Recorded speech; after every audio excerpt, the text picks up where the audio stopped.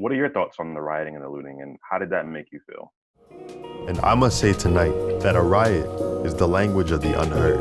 And what is it America has failed to hear? It has failed to hear that the promises of freedom and justice have not been met. And it has failed to hear that large segments of white society are more concerned about tranquility and the status quo than about justice and humanity. LOL forever. That people are clutching their pearls at, looting. Like, America is one of the biggest looters ever. But to Aaron's point, mostly it's not really about the looting or the riots. It's really about protesting.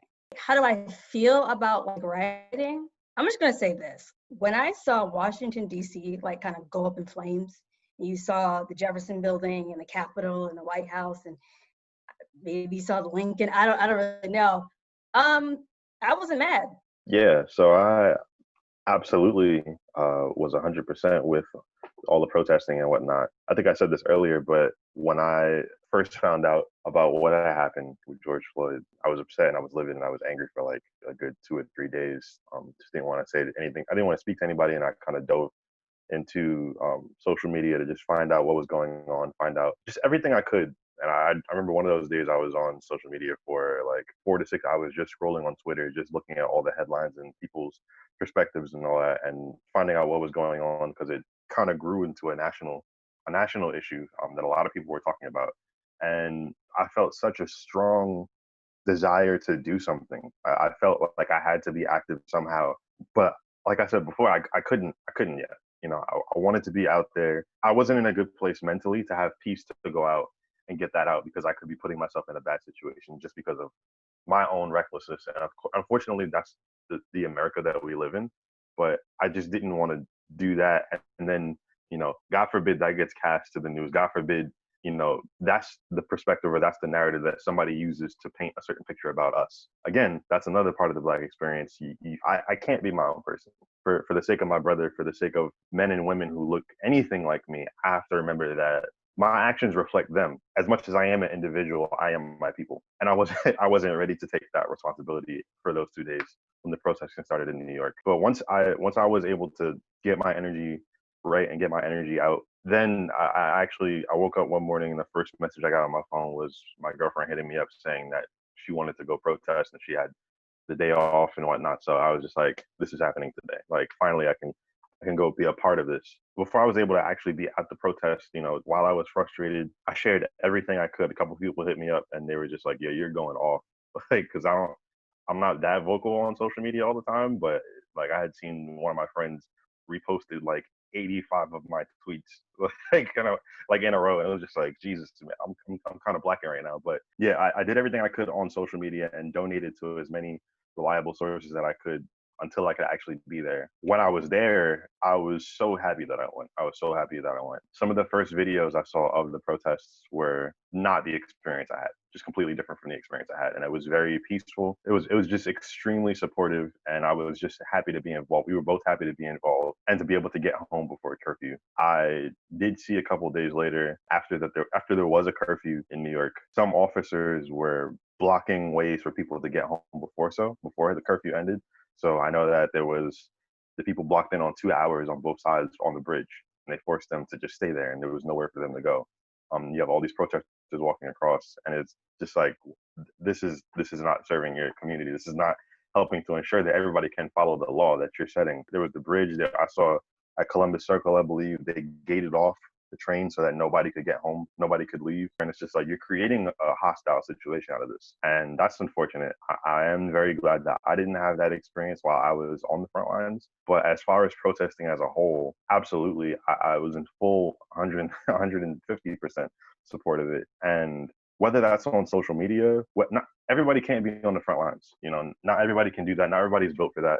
Not everybody has the mentality for that. And some people are still working. Some people are still essential people that want to be there, but they can, I'm glad that a lot of people I saw were still trying their best to share every post that they could, to, I think, like Aaron said, to send those emails. I thought that was a great tool. Send those scripted emails where you just sign your name and put your location, and you get your voice out to whoever the the email sent to, they were supposed to be the person that needed to hear it to make action on behalf of what you said. So just those scripted things on social media, on Instagram, where it was just easy to be active at the click of a button, those are great. And those are all valid ways to protest. I love all of it. I just love being a part of it. It's crazy that the things that we imagine, like I feel like whenever I see it in movies, whenever I see it in TV, this part of history is always in black and white, or it's always like in a history book. And you just see it and you have to wonder, what was that really like? And we're living through those times. So I was just proud that I was able to do my part in every way that I could, financially, physically, socially, just to be a part. And I fully commend everybody who took the time to do that. This has been like this has seemed like a touchy topic, but while I was out there, I did see a lot of businesses like the Apple Store, supermarkets and whatnot, Urban Outfitters, all these clothing stores that were boarding up. While we were protesting, there were teams out there, and I guess independent contractors that were just boarding up all the glass on the stores, making sure nobody could get in. We had already said from the beginning of the protests that wasn't what we were about anyway. We weren't trying to loot. We weren't trying to riot. We weren't trying to do anything like that and be chaotic. As a matter of fact, somebody spoke against that and everybody shut it down. They're just like, no, because when you start doing that, and of course that person didn't look anything like me. That person, it was some random white person that was in the crowd. Could have been undercover. Could have been a random person that wasn't from around there. Could have just really felt that way. But we had to shut it down because it's just like, if one person takes that stance, then we're all seen that way, and we all are guilty of that. And, they're gonna blame us. They're gonna blame us for that. They're gonna blame melanated people for that, or just the movement for that. And that's not the narrative that we wanted to support. I personally, with everything that we've been through as a people and everything that we've been through this year alone, completely understand about the rioting and the looting. I completely understand. I can't remember the woman's name who said it. It was like a 6-minute video, and she broke down all the reasons why it makes complete sense why people are livid. People are out doing all this right now. It's just like, you give people a $1,200 stimulus check in March, and you expect them to just be okay for the rest of this quarantine. People, you don't have summer youth, so you can't get your energy out that way. You can't invest your time and you can't do anything at this point. So if you're angry and there's a whole lot of reasons for you to be upset, if the corporations are going to be okay and they're going to be fine, like if that Target had to get burnt down for them to listen, the Target's going to be fine. It's going to be all right. Like that's kind of how I saw it, and I'm glad. As much as I am glad that I wasn't. If I had the opportunity to and they didn't board it, I still wouldn't have done it. But I understand.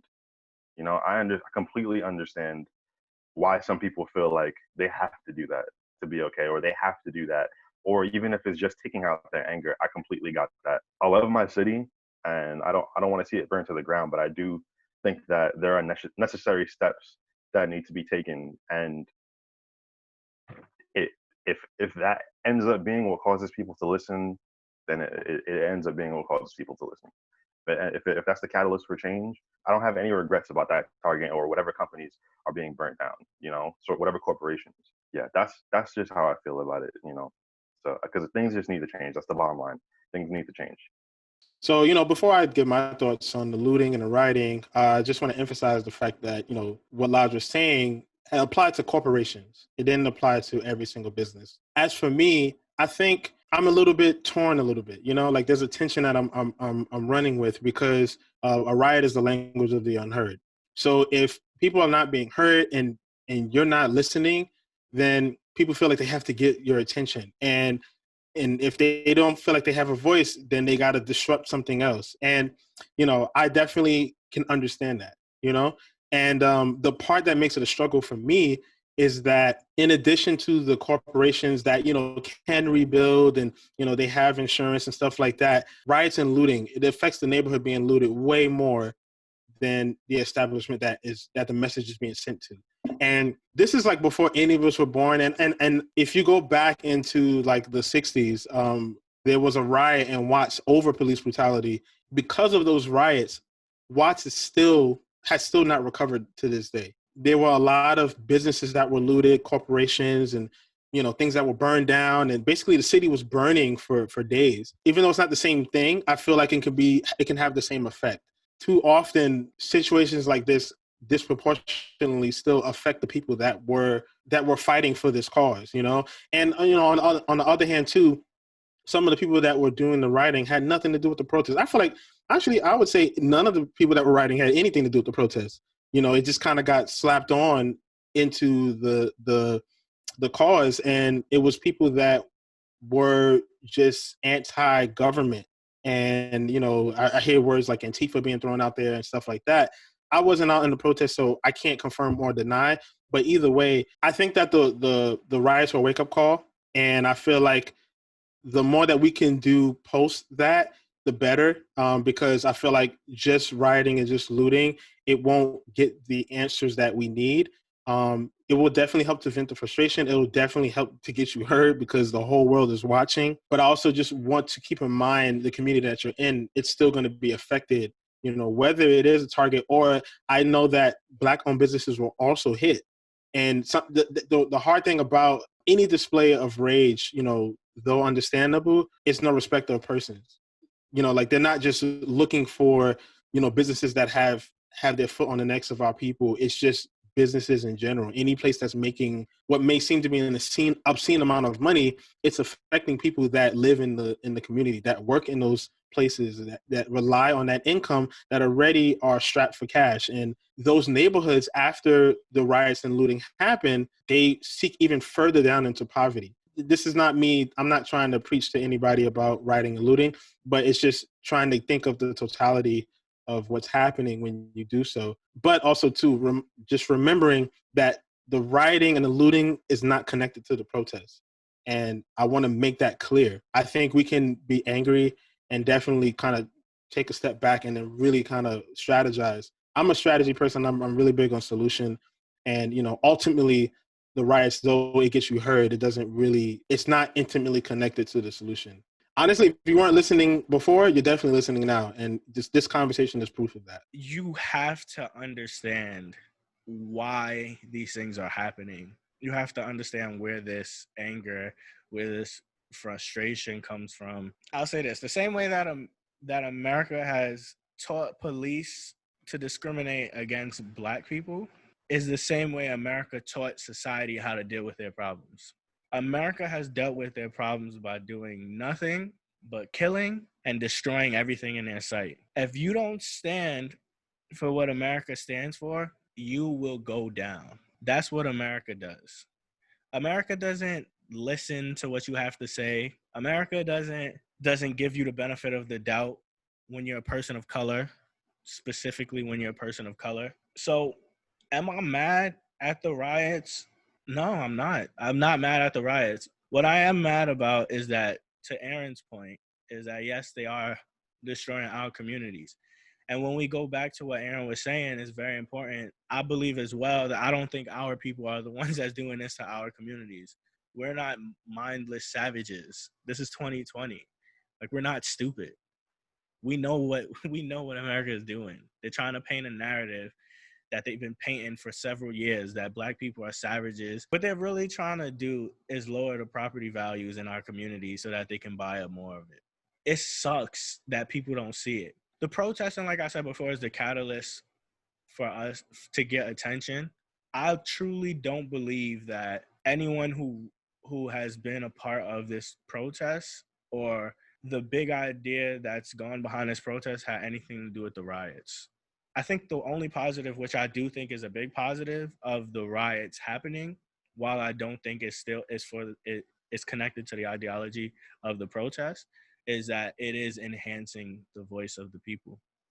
But it also brings a negative side because people can't differentiate who's actually doing it. Like, all I've seen in a bunch of videos of the riots and the lootings are white people. I've even seen a Black woman come out of her home who served this country yell at a bunch of people to stop rioting and looting in her neighborhood.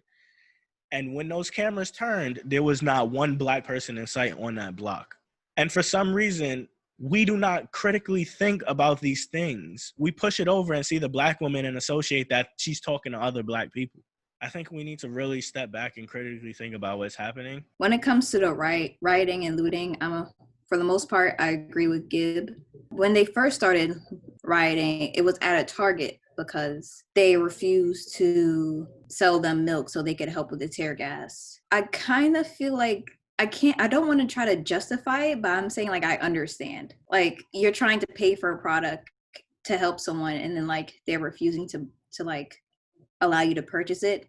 I understand like why they would be angry and why they would riot and like loot the whole store. I get it. Now I really haven't heard much of like rioting and looting going on. And if it is, it's definitely outside of the protests. So I feel like what's happening a lot. Okay, I'm gonna paint a quick picture. So say you're texting someone this long paragraph, like expressing all your emotions and why you're upset. And like after you send the paragraph, they only respond to the last line. I feel like that last line like relates to the rioting and looting. I feel like people are so focused on this that they're not like looking at the protests, like the peaceful protests that are happening. They're just like, oh, you protesters are bad, blah, blah, blah, you're animals. And like, it's definitely separate. Like there are two separate things that are happening right now.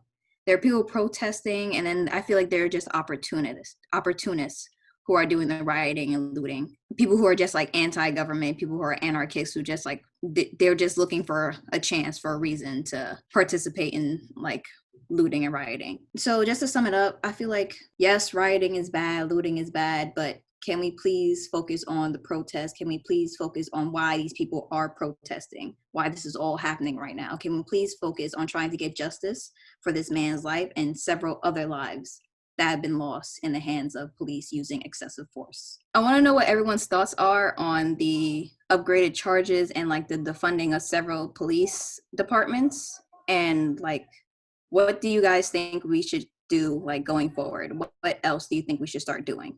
The upgraded charges for Derek Chauvin, I'm happy about that. And I'm 100% sure that he will be convicted at this point. If he's not, I mean, they're gonna burn this whole place down. So I think they want to avoid that. So it'd be kind of smart to just convict him at this point, and the others as well. Yes, I agree with defunding the police.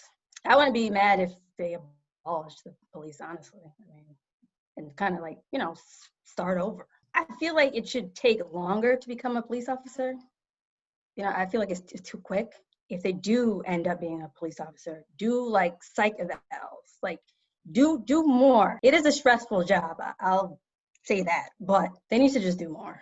As for going forward, I don't know, because we've never really been here before. This time's a bit different, so I'm not really sure. I mean, I suppose, you know, we keep, you know, protesting and, you know, keep, you know, getting information out and all that, but ask me again in December. Okay, so as far as the upgraded charges, I am definitely happy that that happened. I'm torn because the fact that both Derek Chauvin and George Floyd worked at the same place for so long, it makes it feel like there was, you know, there's clear reason why it would be intentional and why he could have just been taking out his pent up anger over all the years on him, especially since news reports have come out saying, you know, Chauvin was always aggressive, especially with people of color. And it makes me feel like, of course, I would want first, but I hate to see all this happen. And then for whatever reason, it gets turned away. And it's just like, well, we can't prove that it was intentional despite their history. So I feel like as much as it deserves first, second is the best place for us to be to at least feel like justice is being served in a way. I hate that that's something that I have to like mentally settle on, because it was clearly you don't just sit in the same position, kneel in the same position on a man's neck and it not be intentional for that long, and you don't know what you're doing after he's saying I can't breathe. So I really pray that second is upheld, and I'm glad that that's what they raised it to, because at first, honestly, as soon as I saw a report saying, you know, he's being charged for third, because we still have to look at the information. What is there to investigate? It's on video, it's on film. Like you see exactly what's happening. So there's really not much to investigate about whether it should be third or second. It's pretty clear, but it is what it is. I'm happy that that's where it landed for now. As far as defunding of the police departments, all for it. I was very proud of Minneapolis. I was really proud that they took those steps to get rid of their department and basically acknowledge all of the racism that was going on within how things were upkept and the relationship between the police and the people it just wasn't one that was good. I'm glad to see that happen there, but I'm also happy to see defunding happen in New York. I know it hasn't happened yet, but I would love to see that. And a lot of people get it twisted and say, oh, well, who are you going to call when things go wrong? First of all, we already got to wait like 2 hours just for somebody to show up. So it's not like the job is really being done anyway. It's like every time I've had to call the police for something, whether it was a car accident, whether it was just anything I can think of. I've always lived in a neighborhood with people of color, with Black people, with Hispanic people, and there's never been much attention to us like paid anyway. So it is what it is. Defunding is absolutely necessary. There are billions of dollars invested into the budget in New York. There's no reason why you're putting so much into all the military gear and all this when our hospitals didn't have what they needed to take care of people during COVID. Like, there's no reason to have that much into the budget that you increase every year, that we have to sacrifice now education. Like, there are other places, like social services are other places for that money to go. So defunding it is not the same thing as abolishing it. And even though I dream about, a society that could function here where that would actually happen and be successful, and then, just to see that in my lifetime, I wish that would be it. But I know that's not going to happen yet. I'm completely for it this time, defunding, because there are plenty of other places where that could go and be useful in our society, especially education, especially social services. Like, it just makes sense. Definitely took note to Camden, New Jersey, and how they changed how their police force operated, and that got a lot of attention. So I pray that the people in charge and in power take note to that, because it can work. It can absolutely work. As far as what we're doing to go forward, man, I feel the same way as Ashley. It's just like, we're just gonna have to see. Like, I try to stay optimistic and I try to stay positive, but we're just gonna have to see, because throughout our whole experience, throughout my whole lifetime, throughout the lifetime of my parents, throughout the lifetime of their parents, there's always been leeway made for somebody to get away with it and justice to not be served. I'm hopeful, and I pray, that us doing what we need to do and speaking out and using our voice and demanding change, I pray that it actually happens and we see it and it's not another cop out. I don't know the right steps to take to get there, aside from what we have in our power to do, like making sure that we vote for the right people that we want to affect our communities, making sure that we attend and are vocal in community meetings to say who we want in our communities, to speak out against all the wrong things that are happening. I think we just have to be a lot more vocal and a lot more active, because clearly it's been working.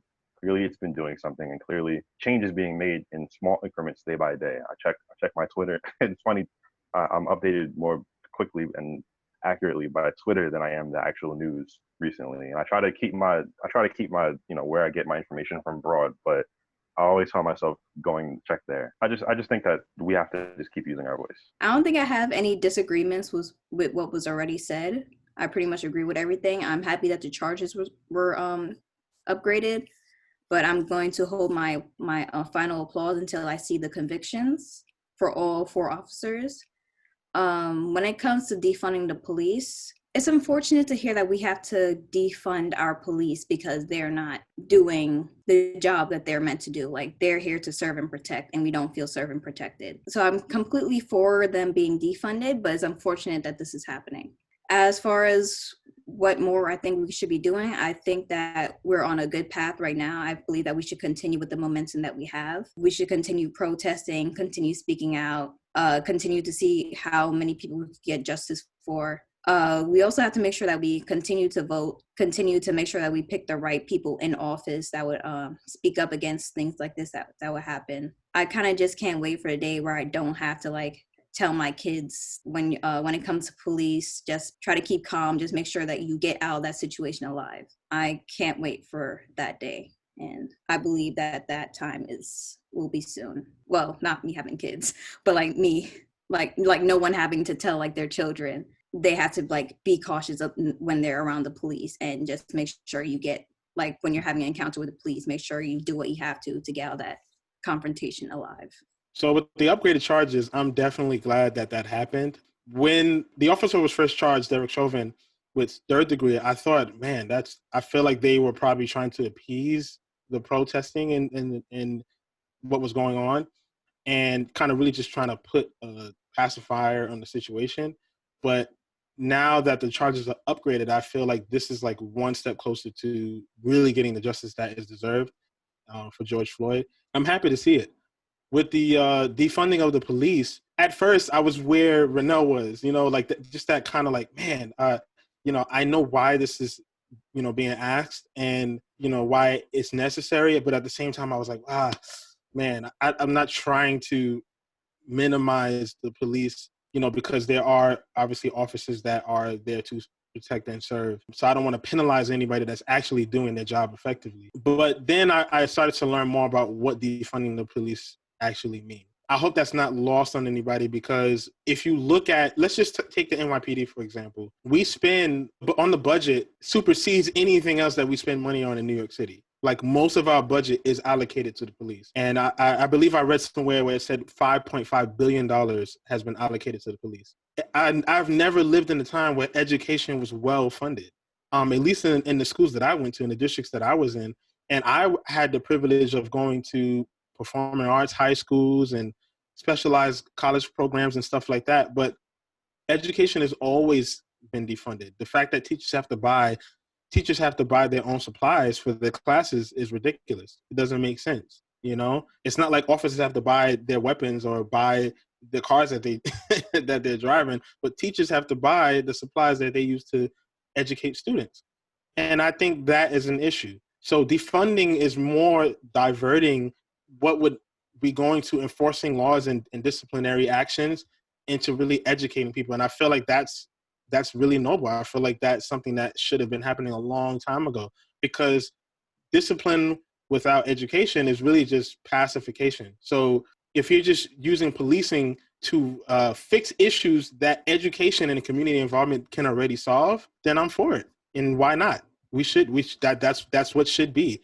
And I think as we move forward, it's already happening, as Rinelle said, but we are getting a lot more informed. And we should have been informed before, but I think the fact that people are getting more informed now with how politics work and how elections work and how voting works and how you can use your voice effectively to create change and to put people in position that will facilitate that change, I think is very important. I'm really excited to see what happens, because you could tell like the current generation now, they're just way more involved than before. You know what I mean? And you're seeing people wanting to get in position to really help facilitate change. I think being more informed, being more involved, just being more aware, voting in local elections, making your voice heard at community boards and town hall meetings. And the way we got involved at these protests is the same way we should be involved in the political process. And too long, politics is seen as evil, but I think that has to do with the people. I think you can look at anything that we do in our life and ascribe to it something evil because the people that are participating in it are doing evil things.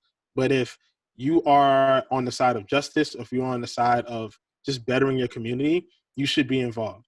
And I think that's how we should move forward. We definitely need to speak up and not forget about our Black women. Like, we need more Black women in leadership, to be honest with you. That would be so great for America. I'm excited for the upgraded charges. Like many of you said, I'm really just waiting for the conviction. What's really after that for me is convictions for the people who murdered Ahmaud Arbery and Breonna Taylor. We got to keep going until those murderers are thrown in jail. And like y'all said, we're in a very unique time. So we got to keep protesting. But there's this stigma that's been placed on us, and I don't think a lot of people recognize it, that we're reaching for celebrities to do stuff for us when we should be doing stuff for us. But celebrities and people who are endorsed by companies help the bottom line, help the profit for these big corporations. And the quickest way to get a politician out of here is to attack the corporations that are backing them.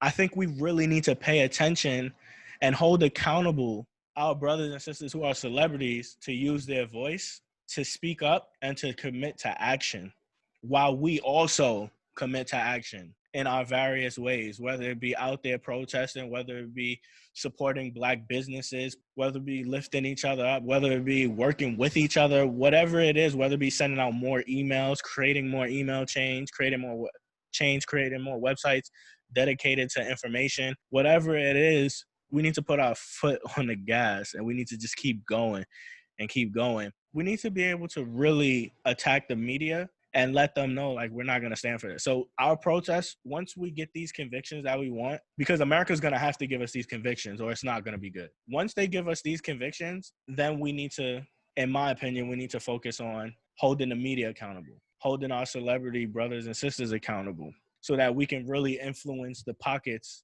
of these big corporations so that we can really do something with these politicians. I want us to be able to have leverage. That's what this game is. This game is about leverage. What can you leverage? With that said, are there any final thoughts? I don't have much to say besides I am tired. I'm sick and tired, and I'm sick and tired of being sick and tired. I'm just ready for change, and I'm ready for the cycle to finally end. I'm ready to support that change by whatever means necessary. Black Lives Matter. Black lives are what cultivated your culture.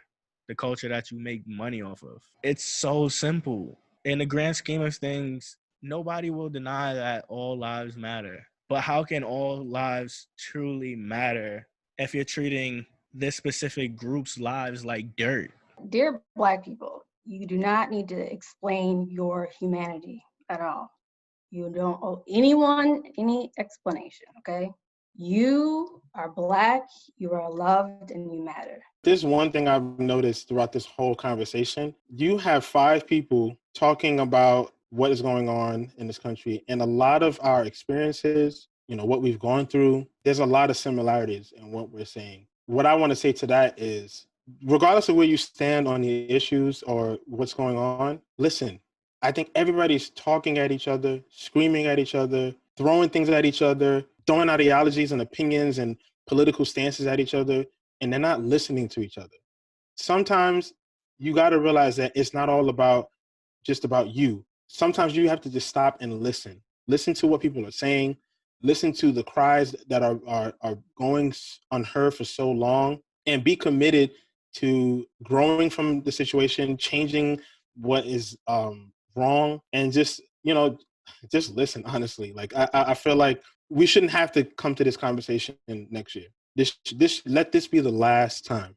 Really, honestly, it's just really tiring to have to keep talking about it all the time and nothing is changing.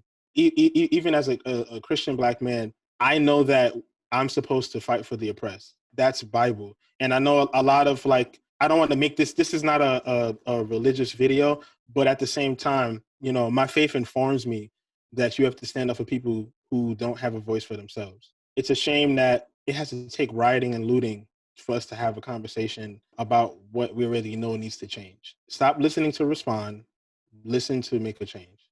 That's it from us.